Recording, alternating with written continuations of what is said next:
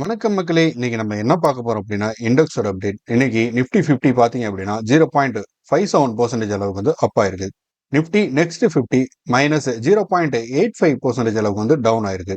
Nifty mid cap 150 -1.25% அளவுக்கு வந்து down ஆயிருக்குது. நிஃப்டி ஸ்மால் கேப் 250 இண்டெக்ஸ் -1.6% அளவுக்கு வந்து டவுன் ஆயிருக்கு. நிஃப்டி மைக்ரோ கேப் 250 இண்டெக்ஸ் -1.5% அளவுக்கு வந்து டவுன் ஆயிருக்கு. இன்னைக்கு ஓவராலா மார்க்கெட் பார்க்கும்போது நிஃப்டி 50 தவிர மற்ற எல்லா இண்டெக்ஸுமே வந்து பாத்தீங்க அப்படின்னா ஒரு நெகட்டிவ் நோட்ல தான் வந்து க்ளோஸ் ஆயிருக்குது.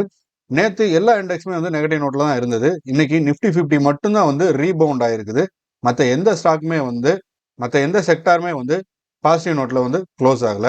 எஸ்பெஷலி பாத்தீங்க அப்படின்னா இன்னைக்கு ஸ்மால் கேப்லாம் வந்து அரௌண்ட் 1.6% அளவுக்கு வந்து டவுன் ஆயிருக்குது. இது வந்து ஒரு கட்டத்துல 3% அளவுக்கு வந்து டவுன் ஆயிருந்தது. ஸோ லாஸ்ட் ஒரு ட்ரேடிங் செஷன்லாம் வந்து இது ரெக்கவர் ஆயிருக்குது. செக்டார் வைஸ்ன்னு பார்க்கும்போதும் பார்த்தோம் அப்படின்னா இன்னைக்கு ஒரு கலவையான ஒரு விஷயம் தான் வந்து நடந்திருக்குது.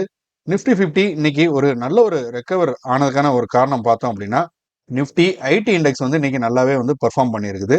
நிஃப்டி ஐடி இண்டெக்ஸ் வந்து ஒரு ஃபாஸ்ட் ஒரு 3 டேஸாக வந்து பார்த்தீங்க அப்படின்னா டவுன் ட்ரெண்ட்ல தான் வந்து போயிருந்தது. ஸோ இன்னைக்கு தான் பார்த்தீங்க அப்படின்னா இது வந்து ஒரு அப் ட்ரெண்டுக்கு வந்து போயிருக்குது. அதை தொடர்ந்து பார்த்தீங்க அப்படின்னா நிஃப்டி பேங்க்கு நிஃப்டி பிரைவேட் பேங்க்லாம் பார்த்தீங்க அப்படின்னா ஒரு நல்ல ஒரு ரெக்கவரை வந்து கொடுத்துருக்குது. 0.5 ப்ளஸ் வந்து 0.32% வந்து அப் ஆயிருக்குது. ஸோ அடுத்து இன்னைக்கு நிஃப்டி 50யோட ட்ரெண்ட் சார்ட் பார்க்கும்போது பார்த்தீங்க அப்படின்னா நிஃப்டி 50 இன்னைக்கு ஓப்பன் ஆகும்போது ஒரு பாசிட்டிவ் நோட்ல தான் வந்து ஓப்பன் ஆயிருந்தது. ஆஃப்டர் வந்து நம்ம யூரோப்பியன் மார்க்கெட் வந்து ஓப்பன் பண்ணதுக்கப்புறம் மார்க்கெட் வந்து ஸ்லைட்டாக டவுன் ஆகியிருந்தாலும் end of the trading session பார்த்தீங்க அப்படின்னா ஒரு நல்லாவே வந்து ரீபவுண்ட் ஆகி 130 பாயிண்ட் வந்து பிளஸ் ஆகி 23,155 அப்படிங்கிற ஒரு லெவல் வந்து க்ளோஸ் ஆயிருக்குது. ஸோ மார்க்கெட் இன்னைக்கு பார்த்தீங்க அப்படின்னா ஐடி இன்ஃபர்மேஷன் டெக்னாலஜி வந்து ஒரு நல்ல ஒரு பெர்ஃபார்மன்ஸ் கொடுத்த ஒரு காரணத்தினால தான் வந்து பார்த்தீங்க அப்படின்னா இன்னைக்கு மார்க்கெட் வந்து பாசிட்டிவான ரீபவுண்டை வந்து கொடுத்துருக்குது. மண்டே ட்ரேடிங் செஷன் வந்து நெகட்டிவா இருந்த பட்சத்துலையுமே பிஎஸ்சி சென்சஸ் பார்த்தீங்க அப்படின்னா ஒரு 567 பாயிண்ட் வந்து அப்பா இருக்குது. 76,405 அப்படிங்கிற ஒரு லெவலில் வந்து க்ளோஸ் ஆயிருக்குது. என்எஸ்சி நிஃப்டி பார்த்தீங்க அப்படின்னா இன்னைக்கு 131 பாயிண்ட் வந்து அப் ஆகி 23,155 அப்படிங்கிற ஒரு லெவலில் வந்து க்ளோஸ் ஆயிருக்குது. மிட் கேப் ஸ்டாக்லாம் வந்து ஒரு நல்ல ஒரு ஷார்ப்பான ஒரு டிக்ளைன் வந்து பார்த்துருக்குது. செக்டார் ஹைலைட்னு பார்க்கும்போது பார்த்தீங்க அப்படின்னா நம்ம முன்னாடியே சொன்ன மாதிரி ஐடி செக்டார் தான் வந்து இன்னைக்கு இந்த ரேலியை வந்து கொடுத்துருக்குது. ஐடி செக்டார் வந்து இன்னைக்கு வந்து ஒரு 2% ஏற்றத்தை வந்து பார்த்துருக்குது.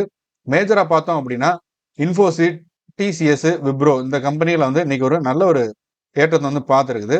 பேங்கிங் செக்டாருமே வந்து பாத்தீங்க அப்படின்னா நல்ல ஒரு ரெக்கவர் வந்து ஆயிருக்குது. நிஃப்டி பேங்க் இண்டெக்ஸ் வந்து இன்னைக்கு 154 பாயிண்ட் வந்து அப் ஆயிருக்குது. மிட் கேப் ஸ்டாக்லாம் வந்து ஸ்ட்ரகிள் ஆயிருக்குது. மிட் கேப் பாத்தீங்க அப்படின்னா இன்னைக்கு வந்து ஒரு 721 பாயிண்ட் வந்து டவுன் ஆயிருக்குது. அதே மாதிரி ரியல் எஸ்டேட் ஸ்டாக்ஸுமே வந்து இன்னைக்கு டவுன் ஆயிருக்குது. பூர்வகரா, ஓப்ராய் ரியாலிட்டி இந்த மாதிரியான கம்பெனிகள் பார்த்தீங்க அப்படின்னா இன்னைக்கு பெரிய அளவுக்கான டிராப் வந்து பார்த்துருக்குது. 5% அளவுக்கான ஒரு இறக்கத்தை வந்து பார்த்துருக்குது. இதை தவிர்த்து மற்ற மிட் கேப்ல இருக்கக்கூடிய ஸ்டாக்ஸ் எல்லாம் பார்த்தீங்க அப்படின்னா ஒரு கலவையான ஒரு ரிசல்ட் காரணத்தினால தான் வந்து இன்னைக்கு டவுன் ட்ரெண்ட் ஆயிருக்குது. ஸோ இது மட்டும் தான் நம்ம மார்க்கெட் இன்னைக்கு டவுன் ஆனதுக்கான ரீசன் பார்த்தீங்க அப்படின்னா இது மட்டும் கிடையாது. நம்ம நேற்றே சொன்ன மாதிரி ட்ரம்ப் வந்து பதவியேற்று இன்னைக்கு ஒரு 2வது நாள் ஆகுது. ஸோ அவர் எடுக்கக்கூடிய முடிவுகள் வந்து நம்ம பங்குச்சந்தையை வந்து நிறையவே பாதிக்குது. ஸோ இப்போ வந்து யூஎஸ்ல வந்து அங்க குடியுரிமை சட்டத்துல வந்து திருத்தத்தை கொண்டு வர்றாங்க. ஸோ அந்த திருத்தத்தின் காரணமா வந்து பாத்தீங்க அப்படின்னா நம்ம 10 லட்சம் இந்தியர்கள் அங்க குடியேறதுக்கு அப்ளிகேஷன் போட்டிருக்காங்க. அது எல்லாமே வந்து ப்ராப்ளத்துக்கு வரப்போகுது. ஸோ அந்த காரணத்தினால பாத்தீங்க அப்படின்னா வேலை வாய்ப்புங்கிறது வந்து இந்தியர்களுக்கு குறையறதுக்கான ஒரு வாய்ப்பு வந்து அதிகமாவே இருக்கு. அதே மாதிரி நம்ம முன்னாடியே சொன்ன மாதிரி பிரிக்ஸ் நாடுகள் இருக்கக்கூடிய நாடுகளுக்கு வந்து யூஎஸ் கவர்மெண்ட் வந்து டாக்ஸேஷன் போடுறதுக்கான ஒரு பிளான் வந்து வச்சிருக்காங்கிற ஒரு நியூஸ் வந்த ரீசனாலையும் வந்து பாத்தீங்க அப்படின்னா இன்னைக்கு நம்ம பங்குச்சந்தை வந்து டவுன் ஆயிருக்குது. அடுத்து FII and FBI day trading activity பார்த்தோம் அப்படின்னா இன்னைக்கு டிஐஎஸ் பார்த்தீங்க அப்படின்னா 15,437 கோடி அளவுக்கான ஸ்டாக்ஸ் வந்து பை பண்ணியிருக்கிறாங்க. 11,796 கோடி அளவுக்கான ஸ்டாக்ஸ் வந்து செல் பண்ணியிருக்கிறாங்க. 3,240 கோடி அளவுக்கான அமௌண்ட் வந்து பாத்தீங்க அப்படின்னா இன்னைக்கு மார்க்கெட்ல டிஐஎஸ் வந்து இன்வெஸ்ட்மெண்ட் வந்து பண்ணியிருக்கிறாங்க நெட் வேல்யூவா. எஃப்ஐஐ அண்ட் எஃபிஐ ட்ரேடிங் ஆக்டிவிட்டின்னு பார்க்கும்போது இன்னைக்கு 12,936 கோடி அளவுக்கான ஸ்டாக்ஸ் வந்து பை பண்ணியிருக்கிறாங்க. 16,962 கோடி அளவுக்கான ஸ்டாக்ஸ் வந்து செல் பண்ணியிருக்கிறாங்க. நெட் வேல்யூன்னு பார்க்கும்போது பாத்தீங்க அப்படின்னா -4,026 கோடி அளவுக்கான அமௌண்ட் வந்து மார்க்கெட்ல இருந்து எஃப்ஐஐஸ் வந்து வெளியே எடுத்துட்டு போயிருக்கிறாங்க. ஸோ எஃப்ஐஐஸ் வந்து வெளியே எடுக்குங்கிறது பாத்தீங்க அப்படின்னா கன்யூஸா வந்து தொடர்ந்து வந்துட்டு தான் இருக்குது. ஸோ அதை தொடர்ந்து இன்னைக்குமே வந்து அமௌண்ட் வெளியே தான் எடுத்திருக்காங்க. ஸோ நெட் வேல்யூன்னு பார்க்கும்போது ரெண்டையுமே வந்து ஆட் பண்ணும்போது மார்க்கெட்ல இன்வெஸ்ட்மெண்ட்ங்கிறது வந்து இல்லை, பெரிய அளவுக்கு இல்லை. நெகட்டிவ்ல தான் வந்து முடிஞ்சிருக்குது. -386 அப்படிங்கிற ஒரு லெவல்ல தான் கோடியா தான் இருக்குது. ஸோ இன்னைக்குமே வந்து பார்த்தீங்க அப்படின்னா, முடிஞ்ச வரைக்கும் டிஐஎஸ் வந்து அக்ரெசிவா வந்து இன்வெஸ்ட்மென்ட் பண்ணி நம்ம பங்குச்சந்தை வந்து பெரிய அளவுக்கு கீழ விடாம பார்த்துட்டு தான் இருக்கிறாங்க. இருந்தாலும் வந்து பார்த்தீங்க அப்படின்னா, லாஸ்ட் ஒரு 3 மந்த்ஸ்ல வந்து நிஃப்டி 50ல நடந்த ஒரு டவுன்ஃபால தொடர்ந்து, அப்போ ஸ்மால் கேப், மைக்ரோ கேப்லாம் வந்து கொஞ்சம் ஸ்லைட்டான ஒரு கரெக்ஷன் தான் பார்த்திருந்தது. இப்போ வந்து ஹெவியான ஒரு கரெக்ஷனே வந்து ஸ்மால் கேப், மைக்ரோ கேப்லாம் வந்து பார்த்துட்டு வர்றாங்க. அதனால தான் நம்ம மார்க்கெட்ல வந்து நிறைய பேரோட போர்ட்ஃபோலியோ இன்னைக்குமே வந்து நெகட்டிவ் ட்ரெண்ட்ல போறதுக்கான வாய்ப்பு வந்து அதிகமா இருந்திருக்கும். ஸோ அடுத்து நம்ம மார்க்கெட்ல நிஃப்டி 50 அண்ட் நிஃப்டி நெக்ஸ்ட் 50 இதுல டாப் 5 கெய்னர்ஸ் வந்து டாப் 5 லூசர்ஸ் வந்து நம்ம பார்க்க போறோம். இன்னைக்கு டாப் 5 கெய்னர்ஸ்ல பாத்தீங்க அப்படின்னா Wipro, Infosys, TCS, Tech Mahindra, HDFC bank இதெல்லாம் வந்து டாப் 5 கெய்னர்ஸா வந்து இருக்கிறாங்க. டாப் 5 லூசர்ஸ் பார்க்கும்போது BEL, Tata Motors, Trent, Power Grid, Axis Bank இதெல்லாம் வந்து டாப் 5 லூசர்ஸா வந்து இருக்கிறாங்க. நிஃப்டி நெக்ஸ்ட் 50ல டாப் 5 கெய்னர்ஸ் பார்க்கும்போது Bajaj Holdings, Chola finance, Zomato, LT Mindtree, யுனைட் டிஎஸ்பிஆர் இதெல்லாம் வந்து டாப் 5 கெய்னர்ஸா வந்து இருக்கிறாங்க. டாப் 5 லூசர்ஸ் பார்க்கும்போது Lodha, ICICI Prudential, hall, DLF, REC limited இதெல்லாம் வந்து பாத்தீங்க அப்படின்னா டாப் 5 லூசர்ஸா வந்து இருக்கிறாங்க. ஸோ நம்ம மார்க்கெட்ல நேத்தையே கம்பேர் பண்ணும்போது இன்னைக்கு வந்து ஸ்லைட்டா ஒரு ரெக்கவர் கொடுத்துருக்கு. இருந்தாலுமே நிஃப்டி 50 தவிர மற்ற எல்லா இண்டெக்ஸுமே வந்து ஒரு நெகட்டிவ் நோட்ல தான் வந்து இன்னைக்கு க்ளோஸ் ஆயிருக்குது. ஸோ அடுத்து ஹிந்துஸ்தான் யூனிலிவர் HUL இந்த கம்பெனியில் வந்துருக்கூடிய ஒரு அப்டேட் வந்து நம்ம பார்க்க போறோம். இந்த கம்பெனி வந்து பாத்தீங்க அப்படின்னா ஒரு சிக்னிஃபிகண்டான டிமெர்ஜர் அனௌன்ஸ்மெண்ட் வந்து பண்ணியிருக்கிறாங்க. அவங்களோட ஐஸ்கிரீம் பிசினஸ் வந்து செப்பரேட் பண்ணி ஒரு தனி லிஸ்டட் கம்பெனியா வந்து பிஎஸ்சி அண்ட் என்எஸ்சியில் வந்து லிஸ்ட் பண்ண போறாங்க. குவாலிட்டி வால்ஸ் அப்படிங்கிற அந்த கம்பெனியை வந்து நேம் ஃபிக்ஸ் பண்ணி அன்லிஸ்ட் பண்ண போறாங்க. டிமெர்ஜர் நடக்க போகுது. இது மூலம் வந்து பாத்தீங்க அப்படின்னா ஆக்சுவல் ஷேர் ஹோல்டர் ஒரு ஷேருக்கு வந்து ஒரு KWIL அதாவது குவாலிட்டி வால் ஸ்டாக் வந்து கிடைக்க போகுது. இந்த ஐஸ்கிரீம் கம்பெனியோட ஷேர் வந்து கிடைக்க போகுது. மார்க்கெட் பொசிஷன் பார்க்கும்போது பாத்தீங்க அப்படின்னா ஹிந்துஸ்தான் யூனிவர்ல இருந்து இந்த கம்பெனி வந்து செப்பரேட்டா லிஸ்ட் பண்ணும்போது இந்த கம்பெனி தான் வந்து ஒரு நம்பர் 1 ஐஸ் கிரீம் மேனுஃபேக்சரிங் கம்பெனியா வந்து இருக்க போகுது இந்தியாவில். ஏன்னா மற்ற கம்பெனிகள்லாம் வந்து இந்த அளவுக்கு பெரிய அளவுக்கான ஒரு கம்பெனி வந்து தனிப்பட்ட முறையில் நம்ம இந்தியாவில் லிஸ்ட் ஆனது கிடையாது. ஸோ இந்த அக்விசிஷன் பிளான்ல வந்து பாத்தீங்க அப்படின்னா HUL இன்னொரு அக்விசிஷன் வந்து பிளான் வந்து வச்சிருக்காங்க. 90.5% அளவுக்கான ஸ்டாக்ஸ் வந்து மினிமலிஸ்டிக் அப்படிங்கிற ஒரு கம்பெனியில் வந்து இவங்க அக்வயர் பண்ண போறாங்க. இதோட ஒர்த் வேல்யூ பாத்தீங்க அப்படின்னா 2955 கோடியா வந்து இருக்க போகுது. இதுதான் நம்ம அடுத்த நியூஸா பார்க்க போறோம். இந்த மினிமலிஸ்டிக் கம்பெனியில் பாத்தீங்க அப்படின்னா 90.5% அளவுக்கான ஸ்டாக்ஸ் வந்து HUL வந்து அக்வயர் பண்ண போறாங்க. இதோட வேல்யூ பாத்தீங்க அப்படின்னா 2955 கோடியா வந்து இருக்குது. ஸோ அடுத்து இருக்கக்கூடிய ஒரு 9.5% அளவுக்கான ஸ்டாக்ஸையும் வந்து அடுத்து வரக்கூடிய ஒரு 2 வருஷத்துல வந்து அவங்க அக்வயர் பண்றதுக்கு வந்து பிளான் பண்ணியிருக்கிறாங்க. இது மூலமா வந்து இவங்க பிராண்ட் growthன்னு பார்க்கும்போது பாத்தீங்க அப்படின்னா இந்த கம்பெனி வந்து 2020 வந்து ஸ்டார்ட் பண்ணி ரன் பண்ணிட்டு இருக்காங்க. ஸோ இதோட ஆனுவல் ரெவன்யூ ரன் ரேட் பார்த்தோம் அப்படின்னா ARR அப்படின்னு சொல்லுவாங்க. இது வந்து 500 கோடியா வந்து இருக்குது. இது வந்து இந்திய நாட்டில் இருக்கக்கூடிய ஒரு டிஜிட்டல் வைஸ் சேல் ஆகக்கூடிய ஒரு ஸ்கின் கேர் பிராண்டா வந்து பெரிய அளவுக்கு வந்து வளர்ந்து இருக்குது. ஸோ அந்த ரீசனால தான் வந்து பாத்தீங்க அப்படின்னா HUL வந்து இந்த கம்பெனி அக்விசிஷன் வந்து பண்ண ட்ரை பண்றாங்க.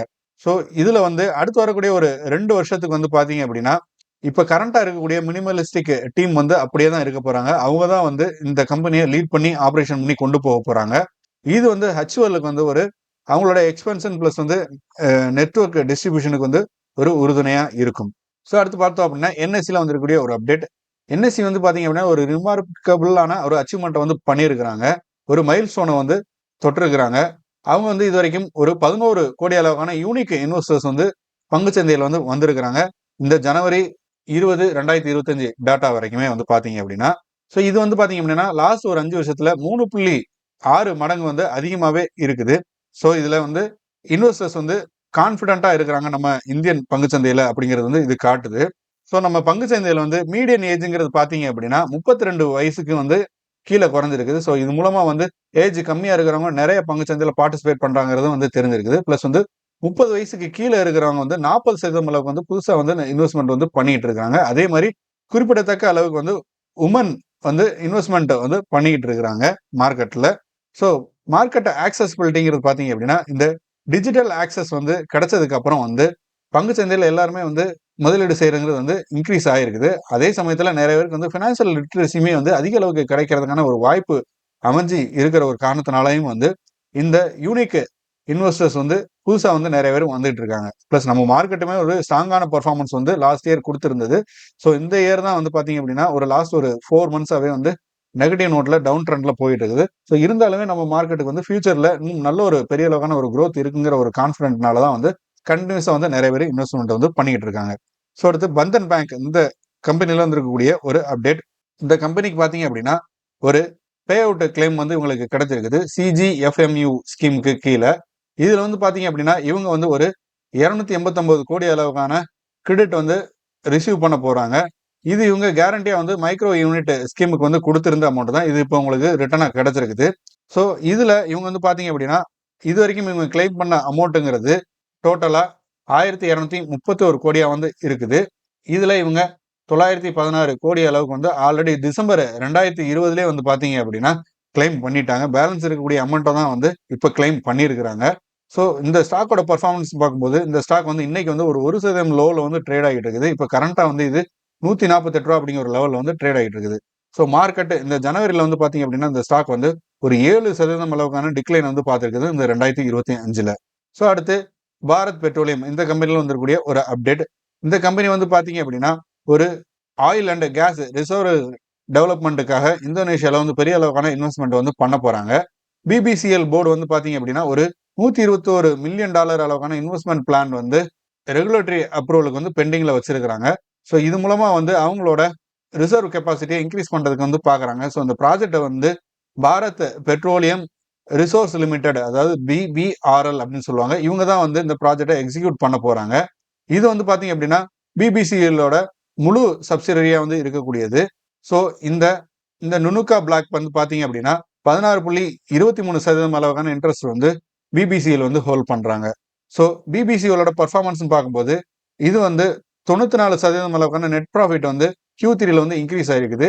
இது கரண்டா வந்து 4699 கோடி அளவுக்கு வந்து ரீச் ஆயிருக்குது. இருந்தாலுமே இது வந்து மார்க்கெட்டை எஸ்டிமேட் பண்ணதோட கம்மியா தான் வந்து இருக்குது. ரெவன்யூமே வந்து பாத்தீங்க அப்படின்னா 10% அளவுக்கு வந்து இன்க்ரீஸ் ஆயிருக்குது.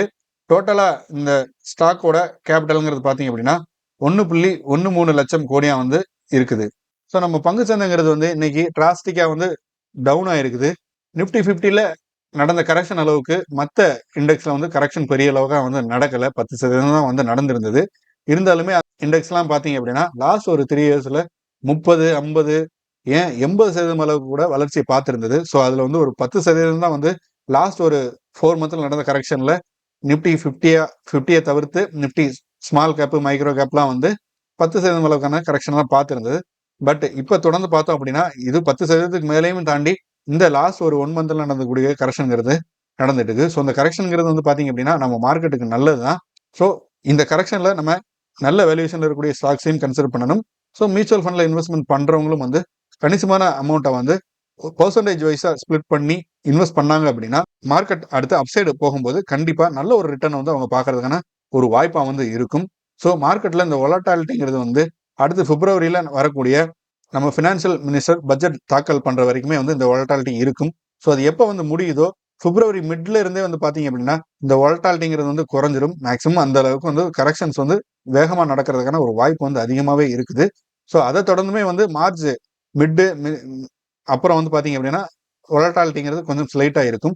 மார்ச் முடிஞ்சதுக்கு அப்புறம் ஏப்ரல் ஃபர்ஸ்ட் வீக்ல வந்து கண்டிப்பா நம்ம பங்குச்சந்தை வந்து நல்ல அளவுக்கான ஒரு ரெக்கவர் கொடுக்கறதுக்கான ஒரு வாய்ப்பே இருக்குது. கடந்த ஒரு 6 மாசமா நடந்த டவுனை ஏப்ரல் ஒரு 10-15 ட்ரேடிங் செஷன்லேயே வந்து பாத்தீங்க அப்படின்னா நல்ல ஒரு ரிட்டர்ன் கொடுக்கறதுக்கான வாய்ப்பு வந்து அதிகமாகவே நம்ம பங்குச்சந்தையில் வந்து இருக்குது. ஸோ இந்த வீடியோ உங்களுக்கு பிடிச்சிருந்தா லைக் பண்ணுங்க. மேலும் இது மாதிரியான ஸ்டாக் மார்க்கெட் ரிலேட்டடான இன்ஃபர்மேஷன் அண்ட் நியூஸஸ்க்கு நம்ம சேனலை வந்து சப்ஸ்கிரைப் பண்ணுங்க. ஃப்ரெண்ட்ஸ் அண்ட் ஃபேமிலிக்கு வந்து ஷேர் பண்ணுங்க. தேங்க்யூ.